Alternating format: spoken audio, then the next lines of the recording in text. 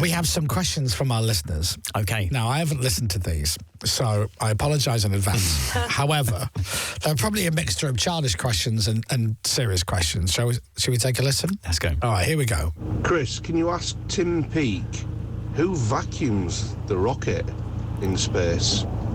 There you go. That's the rocket that you're living on. Yes, yeah. Not the rocket, but the space station does get vacuumed every Saturday morning on the schedule. 2 hours of cleaning time. Really? Absolutely. And we swap modules around so you don't get bored for 6 months cleaning the same place, and one person's not left with the loo for 6 months. Wow. So, and we have just a commercial off-the-shelf vacuum. I think it was bought from Walmart. Like a Henry Hoover or this something like that? 110-volt, AC vacuum cleaner, and we plug it in on a long extension cable and pass it round.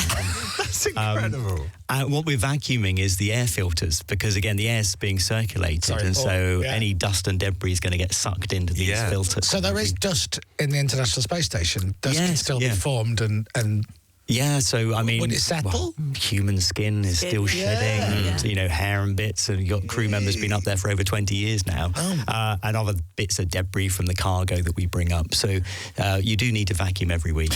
Dominic, when he said crew members have been up there for 20 years, he doesn't mean the same person. He means people have been coming and going. I was about to ask that same question. It's like imagine like a YMCA, but in space. I thought that. Maybe some people return, but there's not one person. There's not like a mad guy who's been living there for 20 years. Don't talk to Brian. He's not the same man he was.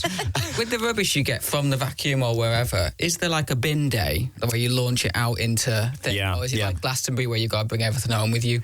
No, there's a bin day. So every time a cargo vehicle comes back down to Earth, well, it doesn't. It burns up in the atmosphere. There's one cargo vehicle that does come back to Earth, the SpaceX one, and we put all our experiments in that one. But the other cargo vehicles burn up in the atmosphere. So that's bin day, is when we undock one of those cargo vehicles.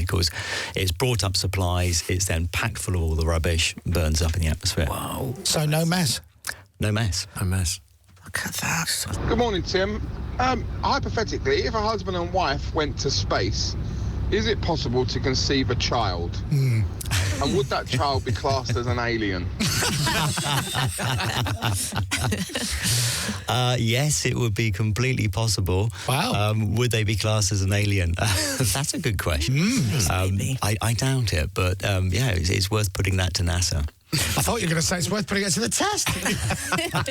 What's the best movie that depicts going into space and being in space? Oh, that's a good question. Because it was only from talking to you that I realised that 99.9% of films set in space have a huge flaw, which I've never noticed before, which is they're all just walking around. Yeah. If you look at the Starship Enterprise, they're all sat on the bridge, they're walking about, they're getting in the lift, all of that. They're not floating about.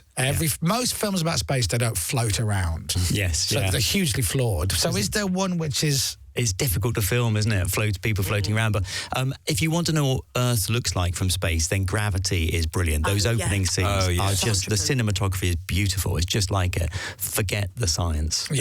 But Gravity's good for that.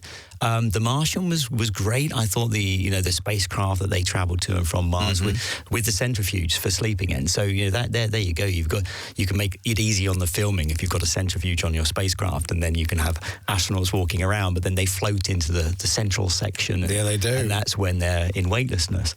And that's probably the way it's going to be, because we want to try and have some gravity when we go to Mars. It's a long journey. So interesting. Isn't it? How long does it take to fill up the rocket before launch? Wow, that's a great question. That's a really good question. So it really depends on what rocket and how much fuel it's taking. I mean, the space shuttle was liquid hydrogen, liquid oxygen, and that took a long time to fill up. It could be 3 to 4 hours to get it filled, and you want to leave that until launch date, because if there's going to be a scrub for weather or something, you don't want a fully fueled rocket until you absolutely know we're going to go. So the refueling tends to occur fairly close to the launch time, but it can be 3 or 4 hours most of the time to fill a rocket. That is expensive. Oh, imagine if you needed to fill up and someone just got there just before you. And then you've got to wait. Yeah. Gridlock. Radio X.